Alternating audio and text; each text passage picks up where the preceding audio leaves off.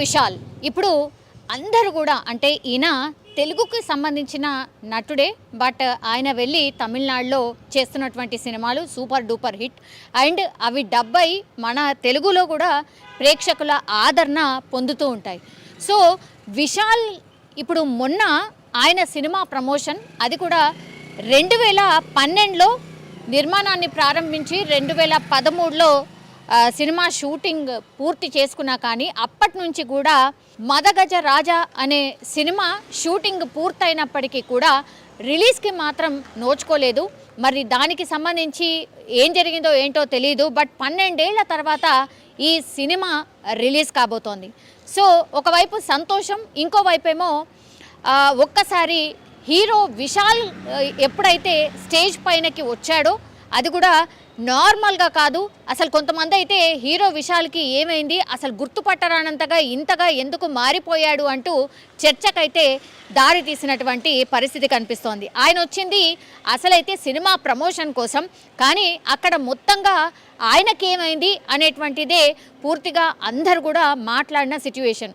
ఆయన కూర్చుంటే ఒక సహాయకుడి ద్వారా లేచి స్టేజ్ మీదకి రావడం, ఆ తర్వాత పూర్తిగా ఆయన గ్లాసెస్ పెట్టుకొని గుర్తుపట్టరానంతగా మారిపోవడం, అట్లాగే ఆయన మైక్ పట్టుకొని మాట్లాడుతుంటే కూడా ఇట్లా వణుకుతూ మాట్లాడడం, ఇదన్నీ చూసిన తర్వాత చాలామంది కొంతమంది అక్కడ ఉన్నటువంటి వాళ్ళే, అది మీడియా సమావేశం కాబట్టి సినిమా ప్రమోషన్ కాబట్టి కొంతమంది ప్రశ్నలు కూడా అడుగుతూ ఉంటారు.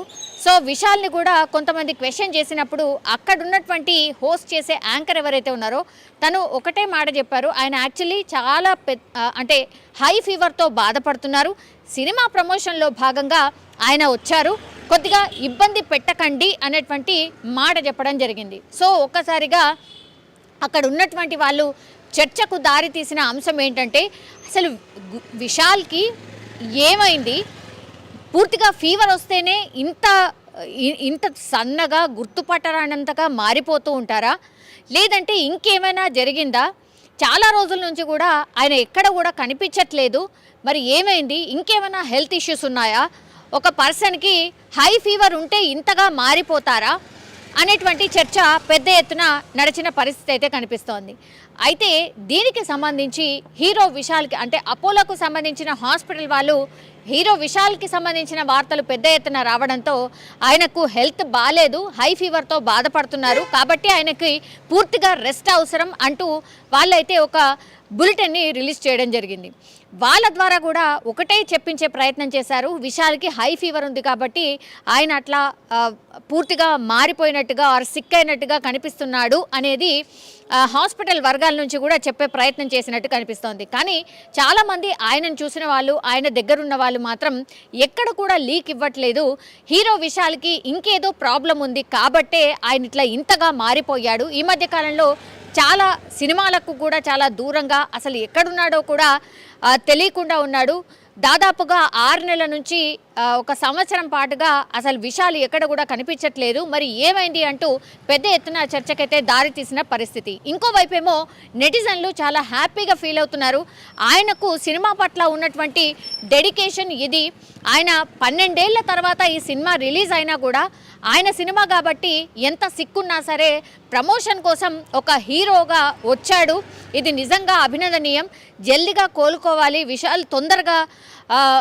అంటే ఆయన హెల్త్ అంతా కూడా బాగుపడి మళ్ళీ సినిమాలు తీయాలి, యాక్టివ్ అవ్వాలి, మంచి మంచి రోల్స్ చేయాలి అంటూ నెటిజన్లు కూడా చాలా పాజిటివ్గా రెస్పాన్స్ అవుతున్న పరిస్థితి అయితే కనిపిస్తోంది. కానీ విశాల్ని చూసినటువంటి వాళ్ళు ఎవరైనా సరే ఆయన కొంత మాట్లాడేటప్పుడు బాగానే మాట్లాడాడు నిజంగా చెప్పాలంటే, కానీ ఆయన ఫిజికల్గా చూసినప్పుడు మాత్రం చాలా సన్నగా అయిపోయి గుర్తుపట్టరానంతగా అండ్ స్పెక్స్ పెట్టుకొని అంటే ఆయన ఎవరైతే సహాయకుడు ఉన్నాడో ఆయన ద్వారా ఆయన చేయి పట్టుకొని లేవడం కావచ్చు, స్టేజ్ పైనకు రావడం కావచ్చు, ఇదంతా చూసిన వాళ్ళు మాత్రం పెద్ద ఎత్తున అసలు విశాల్కి ఏమైంది, ఏం చెప్పట్లేదు ఎందుకు, విశాల్కి చాలామంది అభిమానులు ఉన్నారు, మంచి మంచి సినిమాలు తీశాడు, చాలా డీసెంట్గా ఉంటాడు, ఏదైనా అన్యాయాన్ని క్వశ్చన్ చేస్తాడు, ఇట్లాంటివన్నీ కూడా ఒక పెద్ద చర్చ నడుస్తున్న క్రమంలో మరి విశాల్కి నిజంగానే ఏమైంది, హై ఫీవర్ మాత్రమే దీనికి కారణం చేద్దామా అనేది పెద్ద ఎత్తున చర్చ అయితే జరుగుతోంది.